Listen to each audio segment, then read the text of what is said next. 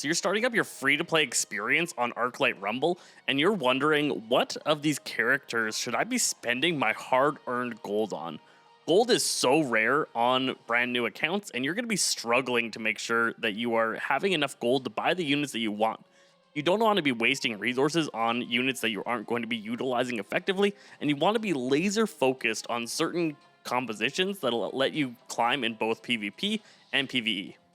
Today, we're going to talk about a tier list of units to pick up to expand your PvE playstyle and make sure that you can get through all those hard mode missions and progress through the story. So we're going to be making two separate tier lists today. First, we're going to look at the leaders. We want to know which of each of the faction leaders that you're going to definitely want to pick up if you see them in the shop, and which ones you're generally going to want to avoid. Then we're going to look at each of the unique units and talk about where they fit in line. We'll go over less details on each of the units and focusing a little bit heavier on the leaders as they are very important. So first up, we got ourselves Baron Rivendare. This guy is going definitely into the S tier. He is the best undead leader, and he's just fantastic to use in all aspects of the game. PvP, PvE, he is a beast. Up next is Blood Mage Thalanos. I'm going to put him probably into the B tier. I would put him in the A tier compared to most other characters, but because Rivendare exists and Rivendare is just what you should go with if you're going with undead and you're trying to be effective with your gold usage, Thalanos falls down from A down to the B tier. He does do magical damage and does AoE damage, so he's definitely an effective unit. It's just that he doesn't compare to what Baron Rivendare can do, and so if you're being effective with your gold usage, you're going to want to buy Rivendare and not Thalanos. Next up, we have Cairn, where we're going to put him up into the A tier. Cairn is probably the best horde leader that you could pick up. His cleave effect is extremely effective in PvE situations, and his resurrection ability is just top tier.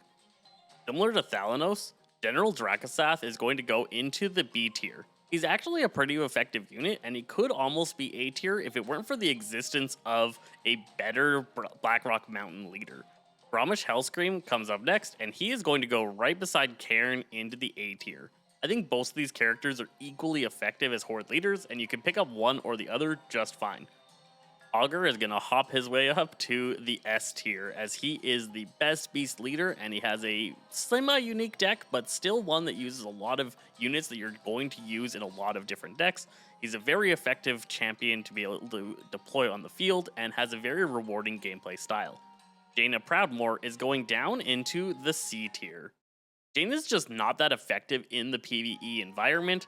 She isn't that useful of a unit herself. She's probably one of the weakest units that you can deploy, and her cost just doesn't match her effectiveness. The ability that she has that drastically increases your spell power is quite useful, but I just don't find it as effective in PvE, and she just gets outshined by so many other leaders. Maeve is going up into the B tier. Maeve plays as an unbound unit that gets even more benefits from other unbound units. PvE opponents do not handle unbound units very well, and there's a lot of sneaky unbound strats that you can pull off to get advantages in PvE environments while playing those unbound units.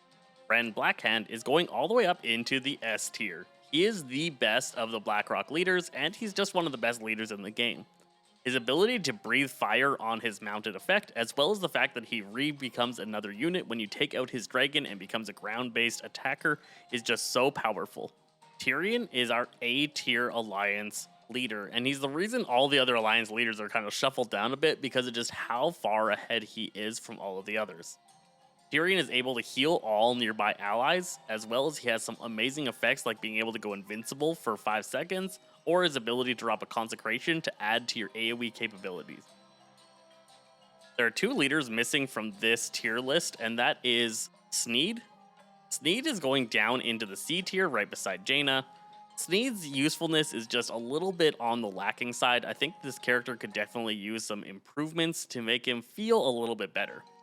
The other missing unit is Sylvanas. Sylvanas, I'm going to put into the A tier. A lot of people might disagree with me here, but I think in PvE environments, Sylvanas is actually extremely potent.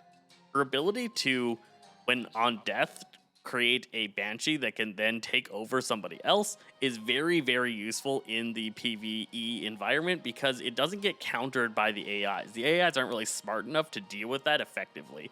And so you can get some really powerful units with just a quick placement of a Sylvanas. while still utilizing her for those ranged attacks. The editor is also missing Ol Murkai. Ol Murkai, I'm probably going to just say is going into the C tier here beside Jaina. I think he's really good at PvP. I think he's a fantastic PvP unit. I just don't think his abilities work that well in the PvE environment. So that's my leaders tier list for Season 1 of Warcraft Rumble. If you see them, make sure to pick up Baron Rivendare, Augur, Bren Blackhand, Tyrion, and one of either Cairn or Grommash. Having those characters in your arsenal is going to make sure that you can progress through the PvE environment effectively. Now, let's reset this and check out all of the regular characters. Starting her all off with Abomination, that goes into the A tier. He has cleaves, he pulls in ranged enemies, and you can add a stinking poison cloud to him. He's just super effective. Chickens. Chickens are probably C tier. Chickens shouldn't really be invested in, but you can pick up one set of them because they can be good tank killers. Arcane Blast is heading itself down into the D tier. I think this is probably the least useful of the spells in the PvE environment. It's just not really worth getting at all. Banshee goes all the way up into the A tier. Similar to Sylvanas, just being able to take over a unit in PvE environments is extremely effective because you can really plan it out. The NPCs are not very smart about it, and you're able to get some powerful units with that Banshee. The Bat Rider is effective, but just slightly above average, so is going into the B tier. That AoE fire is useful, but the fact that it can't deal with ranged at all is a problem. Blizzard, I would say right now, definitely into the S tier. Blizzard is just so good at wiping out squads of enemies, anything grouped up. There are so many PvE encounters that a Blizzard drop is just critical to being able to be successful. Chain Lightning, probably on the A tier. It's not quite as good as useful as Blizzard. I find Blizzard is able to wipe out squads a little bit more effectively. You can get the double cast Chain Lightning, but that still doesn't do as much damage as Blizzard and doesn't have that slow effect. It's just not as effective of a spell. Cheat Death, for its cost, just doesn't seem that effective. It's not really trash, but probably around C tier. It can make guys last a little bit longer, but just there's so many other things that you would cast with that gold that would be more effective. Whorehounds, probably also C tier. They're alright. They're okay. They're just an average unit. I wouldn't really invest in them. Dark Iron Miner, definitely into the B tier. Above average unit, being able to do an unbound miner can be extremely potent in both PvE and PvP. He's just generally useful. Up into the S tier, I put the Darkspear Troll. His extended range on his auto attack is extremely powerful and is able to take out so many units before they can get to him. And both his poison tip, as well as his whenever he kills an enemy he gains increased attack speed, are both so potent abilities. He's just super good. Deep Breath, we have no real idea. We have to kill Onyxia to get that, and we're not there yet. So we're just going to skip over that. Defias Bandits, probably S tier. A 1-cost unit with stealth and stuns and some good talents, definitely useful. The Drake goes also up into the S tier. This is an amazing ranged unit with that AoE breath, and then with the talent to be able to summon eggs, so good. Earth Elemental also up into the S tier. This is an unbound unit that is a tank. Unbound tanks are just so good. If you're about to take a tower but you only have squishy units going in, drop an unbound tank on it. Super powerful, super good. Execute, it's about the same as Arcane Blast in my opinion. I don't think these are very useful. I would skip them. Fire Elemental, a good above average character, definitely into the B tier, useful elemental. Firehammer is probably just right beside that, definitely a solid unit, able to do the ranged attacks, just definitely okay. I think the Flamewalkers just cost a little bit too much for what he does. As a 4-cost unit, I would say that he's just average.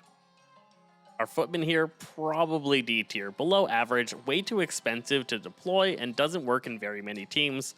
Can be backed up by Tyrion, but again, just too limited. Gargoyle for PvE content, I'm going to put him up into the S tier. The amount of times a Gargoyle has clutched me a win that I didn't even realize was happening is so high. So many boss mechanics just ignore it. It's a really good unit. Ghoul, probably up into the A tier. Its ability to eat corpses to heal itself back up, and its tankiness just generally really good. The Gnolls probably just go into the B tier. They're a generally average unit for the most part, but the cleave just pops them up out of C into B. Having that nice cleave is just really useful. The Pilot, goes up into the S tier. This is a fantastic unit that you get off the bat. Give it that smoke bomb and ambush ability, and mwah, chef's kiss. Goblin Sappers, I find them pretty average. I find a lot of the times the way you want to use them, they end up just getting destroyed by an unexpected ability, and they're just okay. The Griffin Rider up into the A tier, long range, flying, cheap, definitely a powerful unit. Harpies are moving on up into the S tier. Fantastic units. The fact that they're able to mine, they are flying, they're able to take out units in a breeze because they're a squad. Just awesome, awesome units. Harvest Golem is pretty average. We're just going to put him in C. Yeah, but he revives, so he's a little bit better. So let's put him into the B tier. It's an okay unit. Holy Nova, some damage, some healing, but really just an average spell. Huntress, without a doubt, A tier, mounted fast combatant, chain attack with ranged capabilities, really, really powerful. Our Kobold Miner goes down into the D tier, useless unit. Living Bomb also down into the D tier, way too expensive for what it does. It's just not worth investing in. There's better things that you could have deployed for the cost of that. It's very rare that this is going to come out on top. Meat Wagon, definitely into the A tier. It's very long range capabilities and it's able to take down towers so well.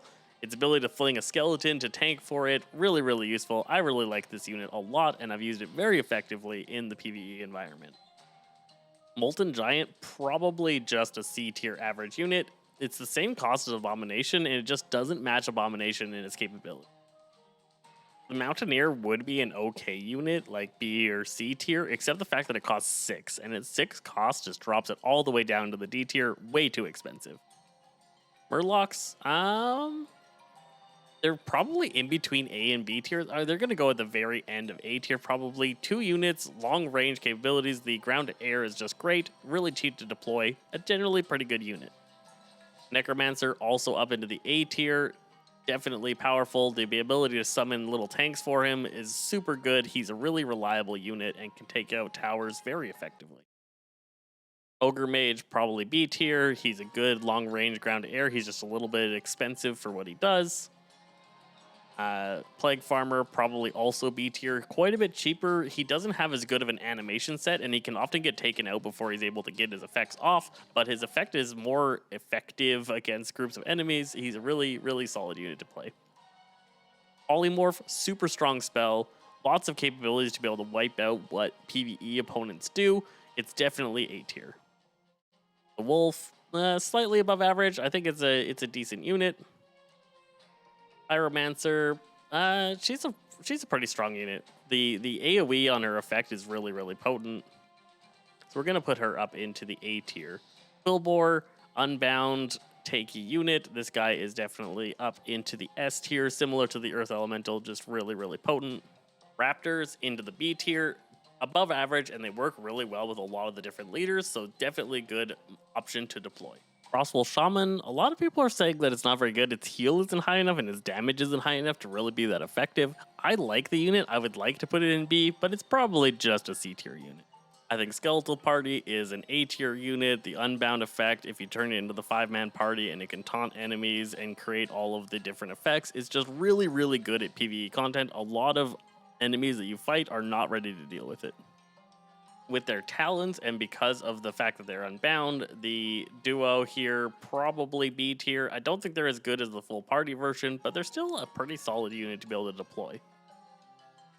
Smoke Bomb is just trash. It's too expensive for what it does. It doesn't really do much. Spiderlings are just average. The Stonehoof Tauren is probably A tier. Her charge ability is super strong. She's just really reliable and great for getting chests really quickly or charging into enemies when they're not ready for her. Vultures are average.